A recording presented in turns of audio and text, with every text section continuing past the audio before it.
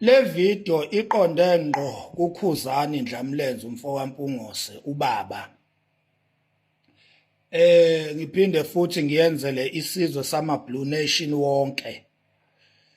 Ifoni yami ke ifile indala le phone ngayithenga ngo2014 February. Ayisakhoni ke ukwenza ama video right, yenza njengoba uyibuka nje. Njengoba usibona nje iscreen ukuthi senzani, yenza njena nje. Naba ngazi ukuthi yini okumele ngiyenze. Ifoni angisenayo. Senginosigedlemba njengoba nibona nje. Kodwa ke ngizoqhubeka ngikhulume ngoba ayikho into engizoyenza.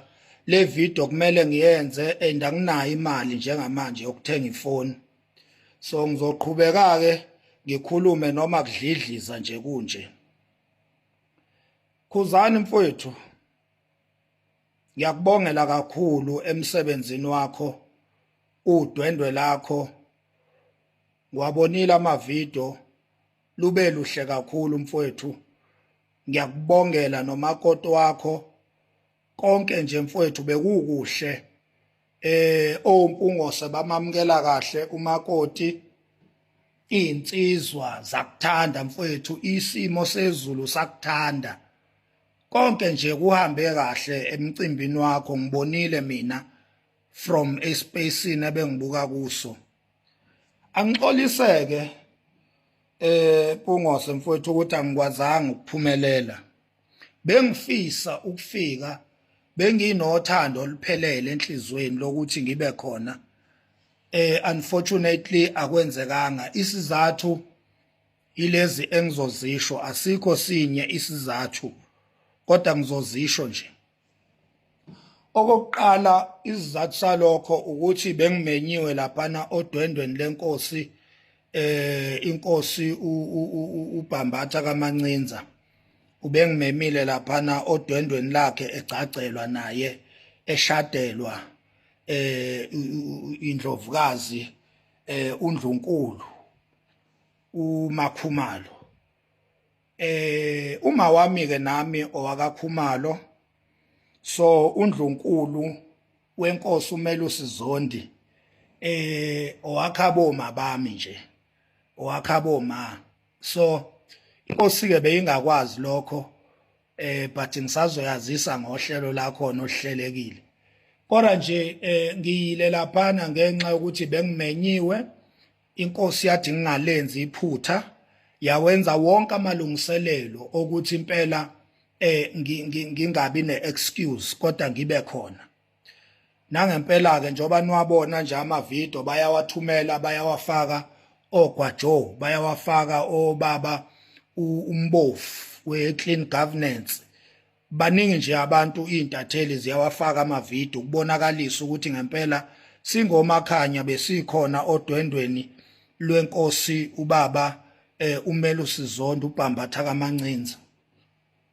Ileso ke isizathu Khuba mfowethu esidala ukuthi ngingakwazi ukuphumelela. Silalanga ke lapha kwaZondi kuze kwasa impela, kumnandi sibhiyoza sijabula, kumnandi nje kuze kwasa silalanga.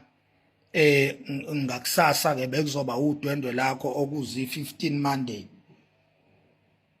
Okunye ke okudale qhawe lami ukuthi ngingezi noma bengithanda kanjani, uthando beligcwele elifuthe enhlizweni lokuthi ngiphumelele emcimbini wakho.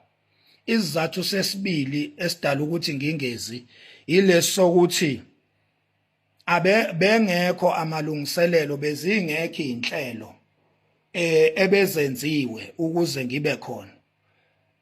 Ngisho kanjani na, uma mina ngizoza emcimbini wakho kuye kufanele ungimeme, and ekungimemeni kwakho uma ngabe sengifika kuye kufanele kube nendlela ozongamukela ngayo, ezongenza ukuthi ngingabi uvanzi, ngingabi isiwengu emcimbini wakho, nguhloniphe, ngunikeze idignity ewufaneleyo.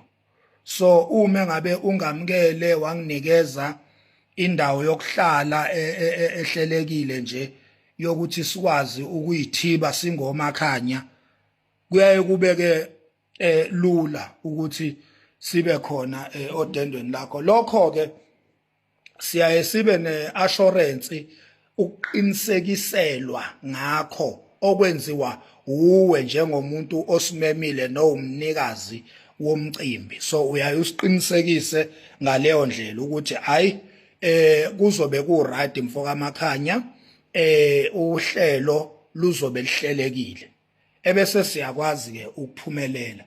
Asikwazi singoMakhanya ukuthi njengoba silishisa kanjena izwe ngeqiniso, sisibhula isihlangu seqiniso, sikhale emajazini, amadoda ayabhibha, ilonda ziyabhibha, ingozi esishaye wona ngeqiniso, inhliziyo zibhlungu, amakhanda ayavuza igazi, kwaqeme nje ngeqiniso amadoda nabesifazana.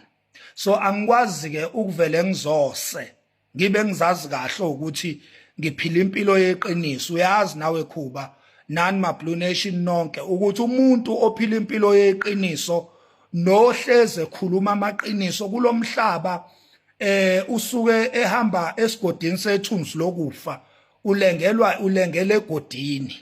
So awukwazi ke ukuthi ufike ube umuntu okhuluma amaqiniso, oconfront izinto njoba zinjalo, aziface, azikhulume, azigive, ababhedayo ubaqonde ngqo, ubatshela ukuthi bayabheda, bayasangana.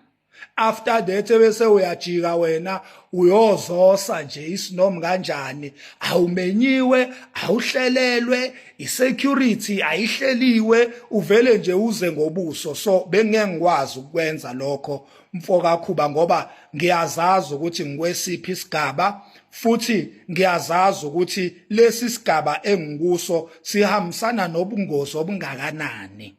Ingakho ke mawubuka amavideo laphana kwaZondi bengihamba nama bodyguard abehlomeza ingovolo, ngoba isigaba engikuso sihamba nobungozi obujulile. So angifuni ke ukuvele ngifuhleleke nje mfoka Mpungose, bekumele kube necommunication between mina nawe ukuze uhlelo lokuza kwami kucace ukuthi liqondile, ebese ngiba khona ke mfowethu emcimbini. Angikwazi ngempela, ngiyakuphinda futhi lokho, angikwazi ukuthi bengeke ngikwazi ukuthi ngivele ngifuhleleke mfowethu ngize isinomi kanjani. Angiphili impilo ephilwa yibo bonke abantu. Angisho ukuthi abantu abebekhona bafuhlelekile, sengisho nje ngiadoptha nje igama elirelevant to impilo ephilwa yimina. Mina ngiphila impilo yeqiniso. Mina manga ngiyawanyanya, uma bengifikile emcimbini wakho bengizofike mina ngibona amanga, ebese ngiyawabhidliza ngeqiniso, bese kusuka idube ebese kuthiwa uMakhanya uze kakhuzana wazokona umcimbi omuhle wendlamlenze.